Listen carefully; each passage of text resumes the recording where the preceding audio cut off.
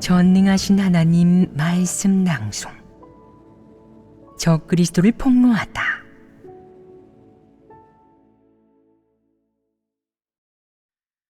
제3조. 진리를 추구하는 사람을 배척하고 공격한다. 하나님의 선민은 적그리스도를 어떻게 대해야 하느냐? 반드시 분별하고 폭로하고 고발하고 저버려야 한다. 그래야 확실히 하나님을 끝까지 따를 수 있고 하나님을 믿는 정상 궤도에 진입할 수 있다. 적그리스도가 어떻게 사람을 미혹하여 리더 자리에 오르든 그는 내 리더가 아니다. 너는 그를 인정해서는 안 되고 그의 인도를 받아들여서도 안 되며 그를 분별하고 저버려야 한다. 그는 네가 진리를 깨닫도록 도와줄 수 없고 붙들어주거나 공급해 줄 수도 없기 때문이다. 이는 사실이다. 그는 네가 진리 실제에 진입하도록 이끌어줄 수 없기에 리더일 뿐이 될 자격이 없다. 또 네가 진리를 깨닫고 하나님의 사역을 체험하도록 이끌어주지 않는다면 그는 하나님을 대적하는 자이다. 그러니 너는 마땅히 그를 분별하고 폭로하고 저버려야 한다. 그의 모든 행동은 너를 미혹하여 그를 따르게 하기 위한 것이고 네가 그의 패거리에 들어오게 하기 위한 것이며 교회 사역을 망치고 교란하는 한편 너를 끌어들여 그와 함께 적그리스도의 길을 걷게 하기 위한 것이다. 이는 너를 지옥으로 끌어들이려는 것이다. 만약 분별하지 못한 채 그가 리더이니 그에게 복종하고 타협해야 한다고 생각한다면 너는 진리와 하나님을 배반하는 사람이다. 이런 사람은 구원받을 수 없다. 구원받고 싶다면 큰 붉은 용의 관문을 통과해야 하고 큰 붉은 용을 분별하고 큰 붉은 용의 추악한 몰골을 간파하고 큰 붉은 용을 철저히 저버려야 할 뿐만 아니라 적그리스도의 관문 역시 통과해야 한다. 교회 안에서 적그리스도는 하나님의 원수만이 아니라 하나님 선민의 원수이기도 하다. 적그리스도를 분별할 줄 모르면 쉽게 적그리스도에게 미혹되고 회유되어 적그리스도의 길에 들어서게 되고 하나님께 저주받고 징벌받게 될 것이다. 이렇게 하나님을 믿으면 철저하게 실패한다. 구원에 이르기 위해 사람이 갖추어야 할 것이 무엇이냐? 우선 진리를 많이 깨달아야 하고 적그리스도의 본질과 성품, 적그리스도의 길을 분별할 줄 알아야 한다. 그래야 하나님을 믿으면서 확실히 사람을 숭배하거나 따르지 않게 되고 길끝까지 하나님을 따라갈 수 있다. 적그리스도를 분별할 줄 아는 사람만이 진실로 하나님을 믿고 하나님을 따르고 하나님을 증거하게 된다. 혹자는 저는 지금 이런 측면의 진리를 갖추지 못했는데 어쩌죠? 라고 말하는데 그렇다면 얼른 진리를 갖추고 사람과 이를 간파하는 법을 배워야 한다. 적그리스도를 분별하는 법을 배우는 것은 쉬운 일이 아니다. 반드시 적그리스도의 본질을 파악하고 그가 저지르는 모든 일의 배우 음모와 수단, 속셈과 목적을 간파해야 한다. 그러면 너는 그에게 미혹되거나 통제되지 않고 굳게 설 수 있으며 평온하게 진리를 추구할 수 있고 진리를 추구하여 구원받는 길을 착실히 걸어나갈 수 있다. 적그리스도, 이 관문을 통과하지 못한다면 내가 매우 위험하고 또 쉽게 적그리스도에게 미혹되고 사로잡혀 사탄의 권세 아래서 살아가게 된다고 할 수 있다. 너희 가운데 일부 사람들은 진리를 추구하는 사람의 걸림돌, 방해물, 원수일지도 모른다. 너희는 이를 인정하느냐? 어떤 사람들은 이 사실을 직면하고 인정할 엄두조차 내지 못한다. 그러나 사실 교회에서 적그리스도가 사람을 미혹하는 일은 실제로 존재하고 늘 존재해 왔다. 그저 사람이 분별하지 못했을 뿐이다. 적그리스도, 이 관문을 통과하지 못한다면 적그리스도에게 미혹되고 통제당하거나 적그리스도에게 고통과 괴롭힘을 당하고 배척당하고 억압당하고 학대당할 것이다. 그러다가 마지막에는 내 그 작은 생명까지 얼마 안 가서 시들 것이다. 너는 하나님에 대한 믿음을 잃고 이렇게 말할 것이다. 하나님도 공의롭지 않아. 하나님이 어디에 있지? 이 세상에는 정의나 광명 따위는 존재하지 않아. 하나님이 사람을 구원하는 그런 일도 없고, 이래서 돈이나 벌고 생계나 유지해야지. 너는 하나님을 부인하고 떠나고 하나님의 존재를 믿지 않게 된다. 네가 구원받을 희망이 철저히 사라지는 것이다. 그러므로 구원에 이르기 위한 첫 번째 관문은 사탄을 꿰뚫어 보고 간파해야 하는 것이며, 일어나 사탄을 폭로하고 버리는 용기도 있어야 하는 것이다. 그럼 사탄은 어디에 있겠느냐? 바로 내 옆, 내 주변에 있으며 어쩌면 내 마음속에 있을지도 모른다. 만약 네가 사탄 성품으로 살아간다면 너도 사탄에 속한 자라고 할 수 있다. 영계의 사탄이나 악령은 내가 볼 수도 없고 만질 수도 없다. 그러나 현실 생활 속의 사탄이나 살아있는 마귀는 모든 곳에 존재한다. 진리를 싫어하는 자는 모두 악인이고, 진리를 받아들이지 못하는 리더 일꾼은 모두 거짓 리더이고 적그리스도이다. 그들은 사탄, 살아있는 마귀가 아니겠느냐. 어쩌면 이런 자들이 내가 숭배하고 앙망하는 사람일지도 모르고 너를 이끄는 사람일지도 모르며 내가 오랫동안 마음속으로 앙모하고 신뢰하고 기다리던 사람일지도 모른다. 너에게 있어 그들은 내가 진리를 추구해 구원에 이르는 길을 가로막는 걸림돌이자 방해물이며 바로 거짓 리더, 적그리스도이다. 그들은 너의 인생과 내가 걷는 길을 통제할 수 있으며 내가 구원받을 기회를 망칠 수 있다. 내가 분별하지 못하고 꿰뚫어 보지 못한다면 언제든 미혹되고 사로잡힐 것이다. 그럼 너는 몹시 위험해질 것이다. 만약 이 위험을 벗어나지 못한다면 너는 사탄의 희생양이 되고 말 것이다. 어찌되었든 적그리스도에게 미혹되고 통제되어 적그리스도를 따르는 사람은 절대 구원받을 수 없다. 진리를 좋아하지 않고 진리를 추구하지 않기 때문에 그들이 미혹되어 적그리스도를 따르게 되는데, 이는 필연적인 결과이기도 하다.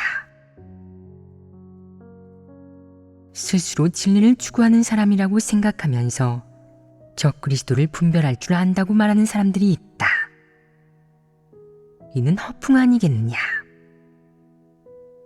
만약 누가 봐도 분명한 적그리스도가 나타나 이빨을 드러내고 나쁜 인성을 보이며 악을 행한다면 당연히 간파할 수 있을 것이다. 하지만 표면적으로 무척 경건하고 말투가 온화하며 사람도 좋아 보이고 사람의 관념에 부합하는 적그리스도라면 너는 그를 분별할 거라고 장담할 수 있느냐? 그를 적그리스도라고 규정할 수 있겠느냐? 만약 분별하지 못한다면 너는 분명 그에게 탐복하고 호감을 가질 것이다. 그럼 그의 행위와 사상관점, 행동 방식, 나아가 진리에 대한 이해 방법은 반드시 내게 영향을 미칠 것이다. 어느 정도로 영향을 미치겠느냐? 너는 그를 부러워하고 모방하고 본받고 따를 것인데, 이는 내 생명 진입에 영향을 줄 것이고, 진리를 추구하고 실제에 진입하는 것, 하나님을 대하는 태도, 진실로 하나님에게 순종하고 하나님을 끝까지 따르는 것 등에 영향을 줄 것이다. 결국 그는 내 우상이 되어 내 마음속에서 지위를 차지하게 될 것이다. 그럼 너는 그에게서 벗어나지 못하게 된다. 이 정도로 미혹되면 내가 구원받을 희망은 막연해진다. 너와 하나님의 관계는 이미 망가졌으며 너는 하나님과의 정상적인 관계를 잃고 위험한 경계에 떨어졌기 때문이다. 이것이 내게 화겠느냐 복이겠느냐? 당연히 재난이지 절대 복이 아니다. 몇몇 적그리스도가 사소한 일에서 너를 도와 약간의 이점을 안겨주거나 글귀와 도리로 너를 지도해 줄 수는 있어도 내가 그에게 미혹되어 그를 숭배하고 따르는 순간 문제는 심각해진다. 너는 스스로를 망치고 구원받을 기회를 잃게 될 것이다. 어떤 사람들은 그는 사탄도 악인도 아닙니다. 영적 인물 같아요. 그는 진리를 추구하는 사람이라고요. 라고 하는데 이 말이 성립하겠느냐? 성립하지 않습니다. 어째서 성립하지 않는다고 하느냐? 진실로 진리를 추구하는 사람은 모두 다른 사람을 인도하고 도와주고 공급해 줄 때 다음과 같은 영향과 이로움을 준다. 즉, 너를 하나님 앞으로 이끌어 하나님 말씀과 진리를 구하게 하고 하나님 앞에 나아가 하나님에게 의지하고 구하는 법을 배우게 하며 하나님과의 관계가 점점 가까워지게 한다. 반면 내가 적그리스도와 점점 더 친근한 관계가 되어 그의 모든 말이나 계획을 그대로 따른다면 어떤 결과가 초래되겠느냐? 나쁜 길에 들어서고 스스로를 망치게 된다. 적그리스도와의 관계가 가까워지면 하나님과의 관계는 멀어진다. 그로 인한 결과는 무엇이겠느냐? 그는 너를 그의 앞으로 데려갈 것이고 너는 하나님을 멀리하게 될 것이다. 내 마음속에는 우상이 생기는데 네가 하나님의 사역과 말씀에 관념을 품거나 하나님 말씀이 내 우상을 드러낼 때 너는 즉시 하나님을 거역하고 심하게는 대적하고 배반할 것이며 내 우상의 편에 서서 하나님을 대적할 것이다. 이는 흔히 볼 수 있는 일이다. 어떤 거짓 리더, 적그리스도가 교체되거나 출교되면 그의 졸개, 앞잡이들이 그를 위해 불평을 터뜨리고 원망을 쏟아내기 시작한다. 심지어는 소극적으로 변해 하나님을 믿지 않는 자도 있다. 이런 일이 자주 벌어지지 않더냐? 어째서 하나님을 믿지 않게 되겠느냐? 그는 리더조차 교체되고 출교되었는데 평범하게 따르는 저 같은 사람에게 어떤 희망이 있겠습니까? 라고 말한다. 이는 헛소리 아니겠느냐? 그의 말을 통해 그는 적그리스도를 따르는 사람이며 적그리스도에게 완전히 미혹되었음을 알 수 있다. 미혹된 결과는 무엇이겠느냐? 적그리스도는 그가 숭배하는 우상이 되고 그의 조상 같은 존재가 된다. 그의 조상이 출교되었는데 그가 어찌 물러서지 않을 수 있겠느냐? 그는 오직 적그리스도의 말만 들으며 이미 적그리스도에게 완전히 통제되어 적그리스도의 모든 언행을 옳게 보고 진리로 여겨 받아들이며 순종한다.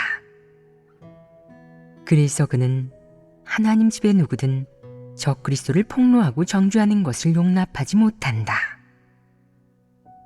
그 적그리스도가 하나님 집에서 출교되는 순간 적그리스도를 따르던 사람들도 자발적으로 교회를 떠난다. 이것이 바로 나무가 쓰러지면 원숭이가 사방으로 흩어진다는 것이다.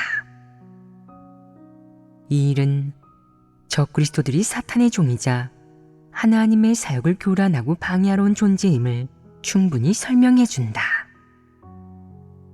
하나님의 선민에게 간파당하고 폭로되고 버림받는 순간 그들이 하나님을 믿는 생애도 끝난다. 적그리스도를 따르는 사람들에게는 눈에 띄는 특징이 한 가지 있는데 바로 누구 말도 듣지 않고 오직 적그리스도의 말만 듣는다는 것이다. 적그리스도에게 미혹된 그들은 하나님 말씀도 듣지 않는다. 그들이 주인으로 인정하는 존재는 오직 적그리스도뿐이다. 이는 미혹당하고 통제된 것 아니겠느냐. 적그리스도를 따르는 사람만이 적그리스도를 위해 불평을 터뜨린다. 적그리스도가 폭로되고 드러날 때 그를 따르는 사람들은 그를 대신하여 초조해하고 눈물 흘리고 억울함을 하소연하고 변호한다. 이때 그들은 하나님마저 잊어버린 채 하나님에게 기도하지도 진리를 구하지도 않는다.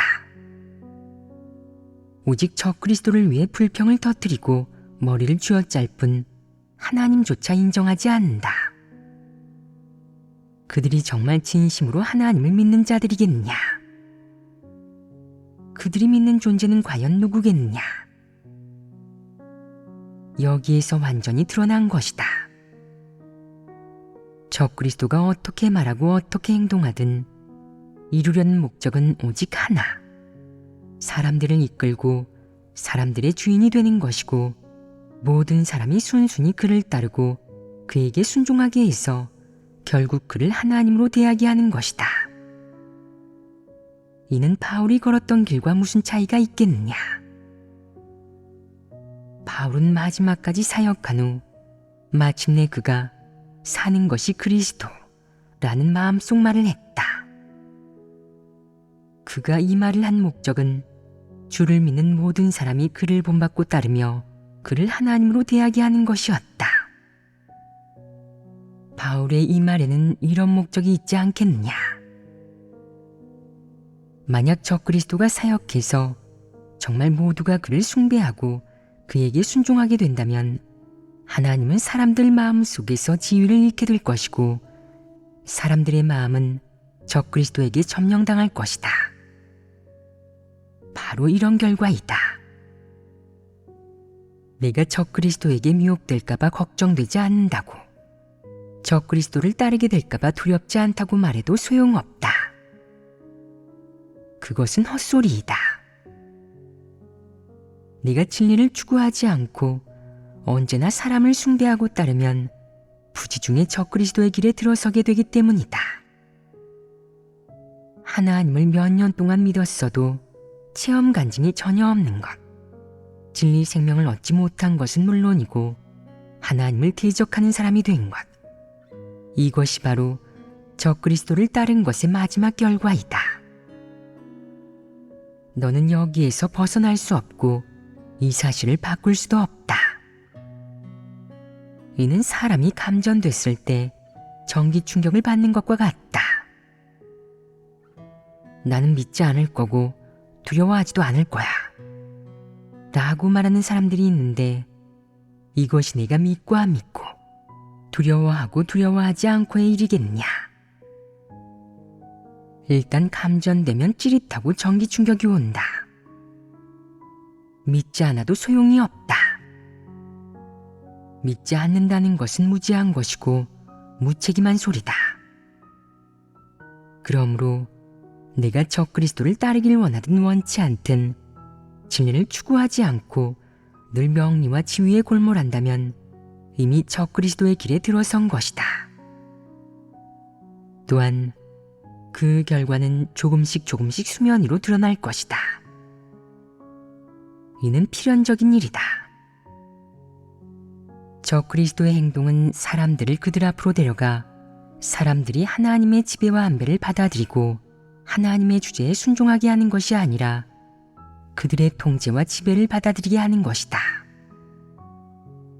적그리스도는 사람들을 끌어들이고 얻으려고 하는데 그 목적은 하나님의 모든 선민을 통제하는 데 있다.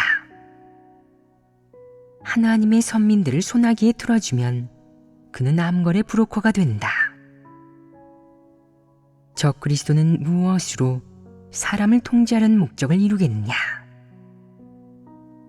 그들은 사람이 숭배하는 영적인 도리를 이용하고 사시비한 이론을 이용하며 이론을 숭배하는 사람들의 폐괴된 심리를 이용하여 과장하고 사탕발림하며 사람들을 미혹한다.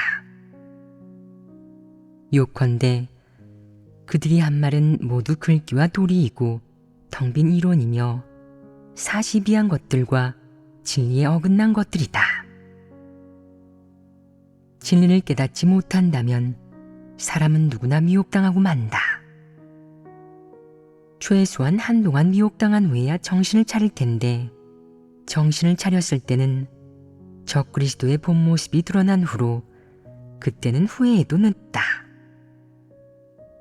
적그리스도를 따르는 사람은 이미 오래전에 성령 역사를 잃었다. 그것은 그들이 마음속으로 우상을 숭배하고 사람을 따랐기 때문이며 하나님은 그들을 버리고 한쪽에 내버려 둠으로써 그들을 드러내기 때문이다. 그래서 적그리스도를 따르는 것은 너무도 위험한 일이다.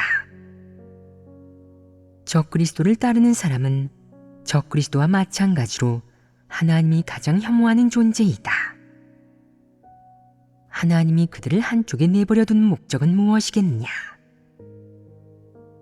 하나님의 선민들이 정신을 차리고 적그리스도를 분별하고 폭로하여 철저히 저버리는 때를 기다리는 것이다.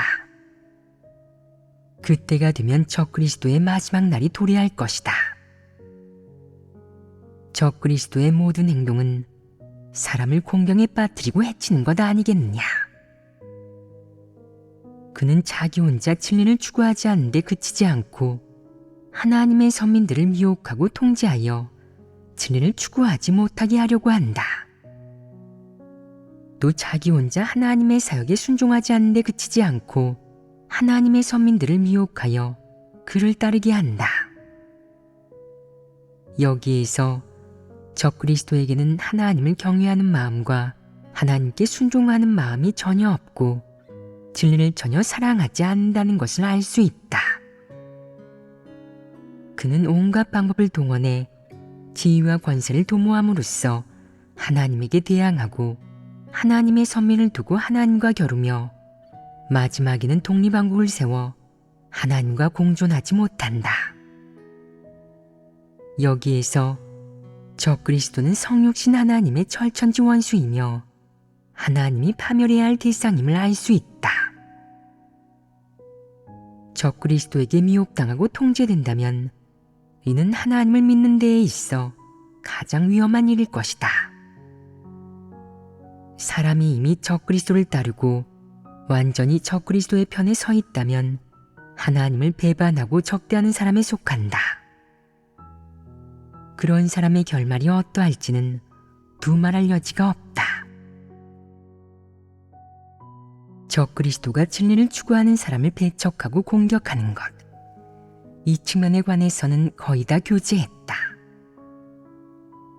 적그리스도가 진리를 추구하는 사람을 배척하고 공격하는 목적과 속셈, 진리를 추구하는 사람을 대하는 태도와 방식, 수단, 그리고 진리를 추구하는 사람이 적그리스도를 대할 때 지녀야 할 행동 방식 등 이 몇 가지 측면에 대해서도 어느 정도 교제했으나 아직 완벽하다고는 할 수 없다.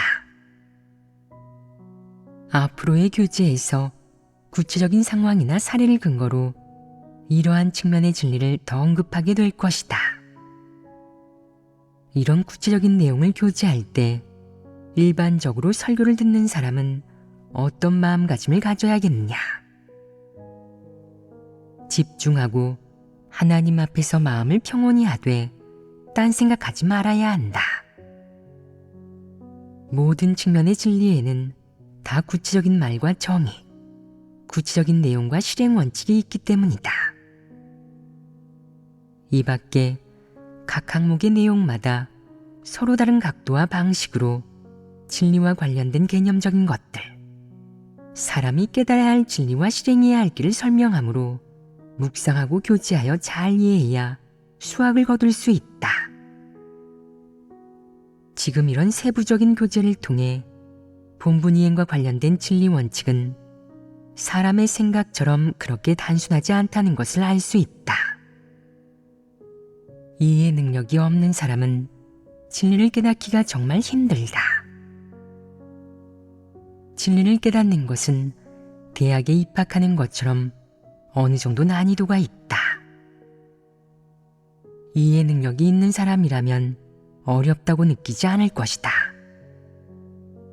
사람이 진리를 이해하고 실행할 수 있다면 자연스럽게 길이 생기며 진리 실행을 훈련할수록 실행 과정에서 길이 넓어지고 더 정확하게 원칙을 파악하게 된다. 반면 내가 이런 구체적인 교재를 듣지 않은 채 그 두루뭉술하고 개념적인 것들만 이해한다면 진리를 실행할 때 속수무책이 될 것이며 진리 원칙을 구할 때는 이것도 저것도 아닌 것 같고 아무리 해도 정확하게 파악할 수 없을 것이다. 지금 이렇게 자세히 정리하고 규범화하고 범위를 축소하고 진리를 구체화하면 나중에 실행할 때 훨씬 자유로워진다. 세부 내용이 있기 때문이다. 예를 들어 내게 공책을 한 권 사오라고 시킬 때 내가 공책의 사이즈나 두께, 가격 등 간단한 조건만 말해준다면 너는 그 원칙을 파악하고 실행하기가 조금 힘들 것이다. 하지만 내가 공책의 구체적인 색상, 치수, 장수, 구체적인 격식, 종이 품질 등 세부 내용을 모두 알려준다면 너는 더 구체적으로 원칙을 파악하게 되지 않겠느냐. 만약 내가 더 구체적으로 내게 종이를 한 장 주고 그 종이의 품질과 두께, 색상, 칸 크기, 칸수와 똑같은 것을 사오라고 하거나 그 종이를 기준으로 각국의 차이가 얼마인지 등을 모두 자세히 정해준다면 공책을 구매할 때의 선택 범위가 더욱 줄어들지 않겠느냐. 이 원칙이 점점 더 구체적으로 다가오고 실행하기가 점점 더 쉬워지지 않겠느냐. 이것이 내 실행에 도움이 되겠느냐 아니면 교란이 되겠느냐. 사실 도움이 될 것이다. 각 측면의 진리를 더욱 구체적이고 세부적으로 말해주었으며 구체적인 일들을 어떻게 대해야 할지, 구체적인 행동과 실행 방법까지 전부 자세히 알려주었기 때문이다. 그런데도 내가 실행하지 못한다면 이는 진리를 이해하는 능력이 전혀 없는 것이다. 지금 진리를 이해하는 능력을 갖추었는가 하는 것은 너희가 진리를 얻고 온전케 될 수 있는지에 대해 매우 중요하다. 지금 나는 다음과 같은 수준까지 말했다. 합격한 본분이행 측면의 진리를 본분이행 인원에 따라 6부류로 나누었다. 부류마다 다시 구체적인 범주로 나누고 또다시 작게 분류해서 자세히 교제했다. 이런 방식으로 설명하고 이렇게 진리를 교제하면 너희가 진리를 더 잘 깨닫고 실행 과정에서 더욱 원칙이 생기겠느냐 아니면 원칙을 찾기가 더 어렵겠느냐. 더 잘 깨닫게 될 것이다. 그렇기에 내가 이렇게 구체적으로 설명하는 것은 너희에게 도움이 되며 너희가 점점 더 모호해지는 것이 아니라 점점 더 명확해진다고 하는 것이다. 이는 사람이 진리를 이해하는 능력을 갖추었는지에 달려있다. 정말 자질이 좋고 영적인 이해력이 있는 사람이라면 점점 더 명확해진다고 느끼겠지만 자질이 떨어지고 영적인 이해력이 없는 사람이라면 더더욱 도달하지 못한 채 들으면 들을수록 모호해질 것이다. 어떤 사람들은 예전에는 그래도 어느 정도 이해한다고 생각했는데 지금은 오히려 들으면 들을수록 모호해집니다. 마치 내면에 아무것도 없는 것 같아요. 이게 어찌 된 일일까요? 라고 말한다. 생명 진입에 관해 너무 상세히 설명할 경우 체험이 없고 자질이 떨어지는 사람은 도달하기가 무척 힘들다. 상세히 설명할수록 자질이 떨어지는 사람은 점점 더 쉽게 멍해진다. 어째서 그렇겠느냐? 여기에는 몇 가지 상황이 있다. 한 가지 상황은 영적인 이해력이 없고 진리를 깨닫지 못하는 것이다. 즉, 이 부류의 사람은 무엇이 진리인지, 무엇이 구체적인 내적 상태인지 모른다는 것이다. 그들은 이런 것을 모른다. 이런 상황이 바로 진리를 이해하는 능력이 없는 것이다. 이런 사람에게는 마지막 방법 하나만 남아있다. 즉, 일이 닥쳤을 때 어떻게 해야 할지 상세히 알려주는 것이다. 마치 로봇에 프로그램을 설치하고 실행 명령어를 따르게 하는 것처럼 규례를 지키게 하면 된다. 이런 방법은 이 부류의 사람에게는 성과를 낼 수 있다. 이 방법 외에 다른 건 없다.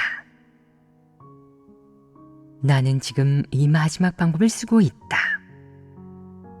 즉, 가장 상세하게 설명하고 구체적으로 말하고 행하는 것이다. 그런데도 이해가 되지 않는다고 하는 사람이 있다. 그럼 나는 내게 어떤 일이 닥쳤을 때 구체적으로 어떻게 대하고 처리해야 할지 직접 알려줘서 규례를 지키게 한다. 너에게 진리를 이해하는 능력이 없기에 내가 이렇게 할 수밖에 없다. 사람마다 내적 상태가 완전히 같지는 않고 대동소이하다. 만약 너희가 한 사람 한 사람 구체적으로 분명히 말해달라고 한다면 나는 그렇게 돌볼 수 없다. 자질이 떨어지는 사람이 너무도 많기에 영적인 이해력이 있고 진리를 이해할 수 있는 너희가 가서 이 측면의 사역을 해야 한다. 나는 이미 사역을 할 만큼 했고 여기까지밖에 할 수 없다. 나는 최선을 다했다. 하나님이 육신으로 행하는 모든 사역과 말씀은 평범한 사람이 이해하고 닿을 수 있다. 정상인성의 사유와 반응을 지닌 사람들에게 행할 수 있는 것은 이 정도이다. 어떤 사람들은 하나님께서 이적을 나타내진 않으시나요? 라고 하는데 하나님은 이적을 나타내지 않는다. 이런 일은 모두 실제적으로 행해야 한다. 하나님이 3단계 사역을 한 것처럼 말이다. 처음 율법을 반포하여 인류의 삶을 이끈 것부터 십자가에 못 박혀 구속사역을 한 것까지 또 말세의 육신을 입고 인류를 구원하는 모든 진리를 선포한 것까지 모든 단계는 실제적으로 행하였으며 하나님은 사람을 마주해서 말씀하고 사역했다. 여기에 이적은 없다. 가장 큰 이적은 바로 하나님이 친히 말씀하고 사역하는 것이며 게다가 어떤 방식을 쓰든 마지막에 한 무리의 사람들을 온전케 하고 얻는 것이다. 이 일은 시간 문제일 뿐 분명히 이루어진다. 이것이 가장 큰 이적과 기사이다. 이것 외에 하나님은 어떤 초자연적인 방식으로 진리를 사람 마음에 만들어주지 않는다. 지금 이런 진리를 이렇게 구체적으로 교제하고 있다. 만약 내가 이해 능력을 지니고 정말로 진리를 추구하는 사람이라면 진실로 마음을 쓰고 공을 들인다면 진리를 깨닫지 못하거나 실행 원칙을 이해하지 못할 리가 없다.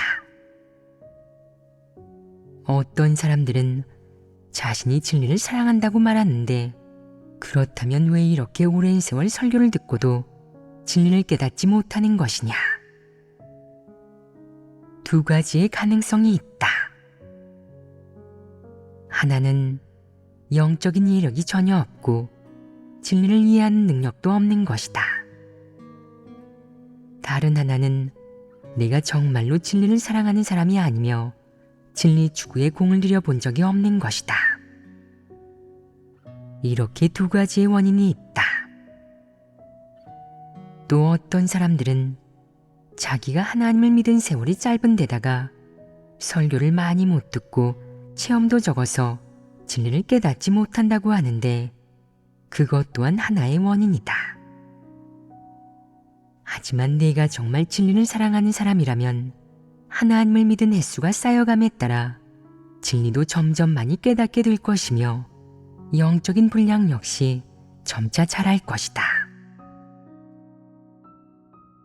어떤 측면의 진리를 교제하든 한두 마디 말로 완벽하게 설명하고 문제를 해결할 수는 없다. 모호하게 말하면 요즘 사람들에게는 도리이자 하나의 이론이 될 것이다. 그럼 어떻게 해야 사람이 듣고 이해하며 받아들인 후에 실행 과정에서 원칙으로 삼게 할 수 있겠느냐? 더 구체적으로, 더 자세하게 말해야 한다. 이야기를 해주든 진리를 교제하든 혹은 실행의 내용에 관해 다루든 더 자세하고 구체적으로 말해야 한다. 구체적으로 말하면 너희에게 이롭다.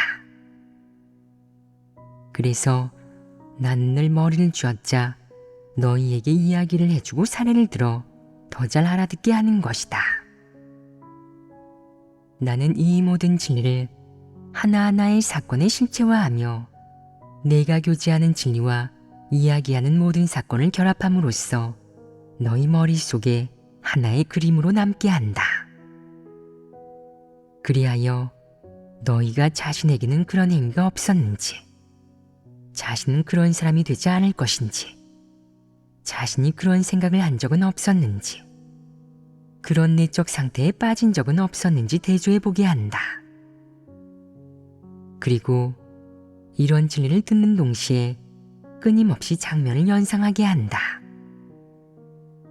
마치 직접 그 상황에 들어간 것처럼 말이다. 이것이 바로 내가 이야기를 해주고 사례를 드는 이유이다. 혹자는 이야기만 들었다 하면 지겨워하며 또 이야기를 하시는군요. 저를 3살배기 어린애로 하시는 건가요? 라고 하는데 네가 나이는 많아도 하나님을 믿고 진리를 추구하는 길에서는 아직 3살도 안 됐을 것이다. 이것이 현실이다. 그러므로 너희를 3살도 안 된 어린아이로 취급하는 것은 모욕이 아니며 조금도 과하지 않다. 내가 보기에는 이것조차 너희를 과대평가한 것이다.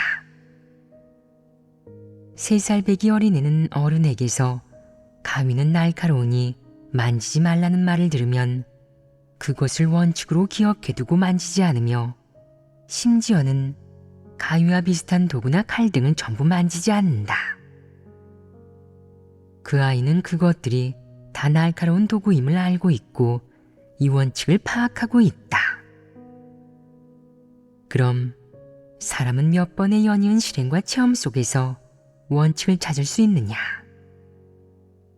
하나님이 행사하는 뜻과 너에 대한 요구, 그 일에 대한 하나님의 요구 기준이 무엇인지 이해할 수 있느냐? 정상인의 지능을 갖추었다면 이해가 될 것이다. 그럼 사람은 어떤 상황에서 이해하지 못하고 아무리 설명해줘도 이해하지 못하겠느냐? 주된 원인은 다음과 같다. 한 측면으로는 이는 지나치게 시끄러운 생활 환경과 관계가 있다. 사람은 번잡한 일, 얽매인 것들이 너무 많아서 하나님 말씀을 기도하는 마음으로 자세히 읽어볼 마음이 안 생기고 진리에 공을 들이지 못한다. 이것이 한 측면의 원인이다. 또 다른 측면에서 보면 사람이 진리를 갈망하고 좋아하는 정도가 너무 낮다. 만약 10점을 만점으로 하면 지금 너희가 진리를 좋아하는 것은 기껏해야 3에서 5점 정도일 것이다. 그렇기에 사람이 마지막까지 진리를 깨닫지 못하고 얻지 못하는 더 큰 이유는 바로 스스로 공을 들이지 않고 마음을 다하지 않으며 마음속으로 진리를 별로 좋아하지 않기 때문이라고 하는 것이다. 사람은 진리를 좋아하는 정도가 부족하며 약간의 흥미만 있을 뿐 좋아한다고까지는 할 수 없다. 다만 세상에서 너무 많은 좌절과 고통을 겪어 살아갈 방도가 없는 데다가 하나님이 사역하여 사람을 구원하고 매일 진리를 교제하며 사람을 위해 모든 것을 풍부하게 예비하는 것을 보고 역시 하나님이 좋다고 생각하며 하나님 말씀을 읽고 진리에 이르려고 하는 것이다. 바로 이 정도의 흥미가 있을 뿐이다. 사람은 어떤 생각을 하는 시간이 더 많겠느냐? 번잡한 일들에 잔뜩 얽매이고 갖가지 감정관계, 인간관계, 지위와 허영, 사회의 흐름 등 일들에 점령된다. 심지어 어떤 사람들은 먹고 입고 꾸미는 것, 육적인 즐거움에 더 많은 시간과 정력을 쏟아붓는다. 진정으로 아름다운 시간을 이런 일들에 허비하면서도 말로는 하나님을 위해 헌신하겠습니다 라고 듣기 좋은 소리를 늘어놓는다. 그러다가 마지막에 돌아보면 하나님은 수없이 많은 말씀을 하고 무척 오랜 시간 사역했지만 사람은 진리를 얻지 못했다. 이는 하나님이 사람에게 베풀어 주지 않은 것이 아니라 사람이 하나님이 진리를 이토록 많이 선포하는 것을 보고도 마음으로 받아들이지 않고 진리에 공을 들이지 않은 것이다. 그리하여 하나님을 오랜 세월 믿고도 진리와 생명을 얻지 못하고 결국 도태된다.